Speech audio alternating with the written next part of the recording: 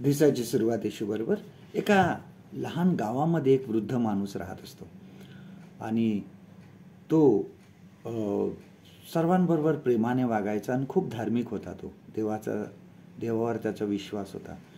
गावामध्ये असं काही नेहमी घडलं तर तो नेहमी सांगायचा की काहीतरी देवाची योजना असावी. त्याच्याकडे एक सुंदर पांढरा शुभ्र घोडा होता आणि उंच होता आणि तो त्याचा खूप आवडता घोडा होता आणि तो त्याची नेहमी खूप काळजी घ्यायचा.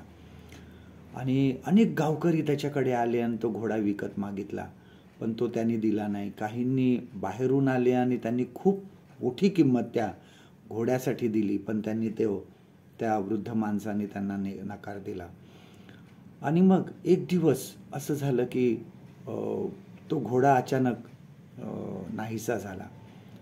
तो घोडा कुठेतरी बाजूच्या जंगलामध्ये निघून गेला आणि त्याला खूप वाईट वाटलं. गावकरी त्याला भेटायला आले आणि त्याला सांगितलं, बघ तुला आम्ही सांगत होतो की घोडा विकून टाक, बघ चांगली किंमत तुला आली असती. तो वृद्ध माणूस म्हणाला, ठीक आहे. तो घोडा गेला, कदाचित देवाची काहीतरी योजना असावी. आणि असे काही दिवस गेल्यावर तो घोडा परत आला. पण तो आला तर आला, पण जंगलातून त्यांनी अजून 3 घोडे त्याच्यासोबत घेऊन आला आणि ते 3ही घोडे आता त्या वृद्ध माणसाकडे त्या वृद्ध माणसाने ते 3ही घोडे ठेवून घेतले. आता त्याच्याकडे 4 घोडे झाले होते आणि सर्व लोकांना आश्चर्य वाटलं आणि त्यांनी सांगितलं, हा बरोबर आहे की देवाची काहीतरी योजना असावी.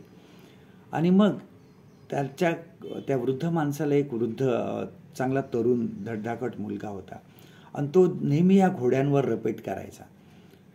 आणि एक दिवस त्या घोड्यावरून रपेट करताना तो खाली पडला आणि त्याचा पाय तुटला त्याचा. आणि त्याला वैद्यांकडे नेलं आणि सर्व काही त्याला औषध उपचार केले, परंतु वैद्य म्हणाले की काही महिने तरी हा चालू शकणार नाही. आणि सर्व गावकरी त्याला भेटायला आले होते आणि वाईट झालं म्हणे, बघा कसं काय तुमचा तरुण मुलगा काही महिने आता चालू शकणार नाही. आणि तो वृद्ध माणूस बोलला, हो ठीक आहे, वाईट झालेला आहे, मला माहिती नाही, काहीतरी देवाची योजना ह्या मागे असावी. आणि त्यानंतर लोक निघून गेले. असे काही दिवस गेले आणि अचानक त्या राज्यावर दुसऱ्या राजाने एक लढाई पुकारली आणि लढाई करण्यासाठी तो बाजूचा राजा त्यांच्यावर चढाई करून आला. आणि मग ह्या राजाने सगळीकडे फरमान सोडलं की सर्व गावांमध्ये जा आणि ज्या ज्या ठिकाणी धडधाकट तरुण असतील त्यांना पकडा आणि आपल्या सैन्यामध्ये घेऊन या आणि सैन्यामध्ये त्यांना भरती करा. आणि अशा प्रकारे सर्व गावामध्ये ते सैनिक त्याचे फिरत असताना ह्या गावामध्ये सुद्धा आले आणि सर्व धडधाकट तरुणांना त्यांनी पकडून बाजूला उभे केले.